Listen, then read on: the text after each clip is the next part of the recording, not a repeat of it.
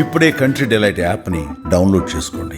Download the country delight app now. Bharat Pakistan మధ్య cricket అంటే చిన్న పెద్ద అన్ని వర్గాల వారు ఎంతో క్యూరియాసిటీతో ఉంటారు.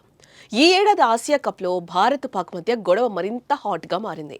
మొదటి మ్యాచ్ తర్వాత భారత కెప్టెన్ సూర్యకుమార్ యాదవ్ విజయాన్ని ఆపరేషన్ సింధూర్, పహల్గామ్ టెర్రర్ అటాక్లకు భారత్ సైనిక విక్టిమ్స్ కి అంకితం చేశాడు. అంతేకాదు పాక్ క్రికెటర్స్ కి హ్యాండ్ షేక్ స్కిప్ చేశాడు. దీనిపై పెద్ద ఎత్తున రగడ కొనసాగుతోంది. ఇదిలా ఉంటే ఆసియా కప్ లో ఫైనల్ జట్లు ఏవో తేలిపోయాయి. ఇప్పటికే భారత్ తొలి బెర్త్ కన్ఫర్మ్ చేసుకోగా తాజాగా పాకిస్తాన్ టైటిల్ ఫైట్ కు అర్హత సాధించింది. సెప్టెంబర్ 28 ఆదివారం రోజు భారత్ పాకిస్తాన్ ఫైనల్లో టైటిల్ ఫైట్ లో తలపడనున్నాయి.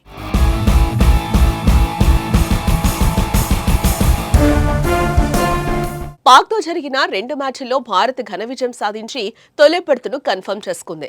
సూపర్ 4 లో భాగంగా గురువారం బంగ్లాదేశ్ తో జరిగిన స్కోరింగ్ మ్యాచ్ లో పాకిస్తాన్ 11 పరుగుల తేడాతో విజయం సాధించింది. ఇక ఫైనల్లో భారత్ పాక్ సమరమే మిగిలింది. ఆసియా కప్ 1984 తర్వాత దాదాపు 41 ఏళ్ల తర్వాత ఫైనల్లో కలుస్తున్నారు. 1984 టోర్నీ ఫైనల్లో ఈ రెండు జట్లు తలపడలేదు. 41 ఏళ్ల తర్వాత ఈ మ్యాచ్ ఒక చారిత్రక సంఘటన. యావత్తు ప్రపంచం భారత్ పాక్ మధ్య జరిగే ఆటను చూసేందుకు ఎంతో క్యూరియాసిటీతో ఉన్నారు.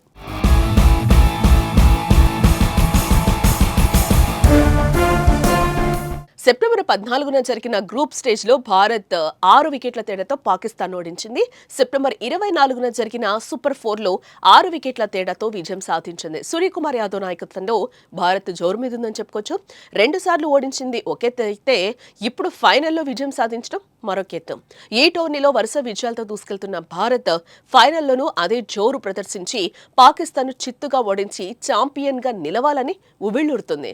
ఆపరేషన్ సింధూర్ తర్వాత ప్రతి భారతీయుడు పాక్ పై రగిలిపోతున్నాడు. భారత క్రీడాకారులు ఈ ఆటను ప్రతిష్టాత్మకంగా తీసుకోవాలని కోరుకుంటున్నారు.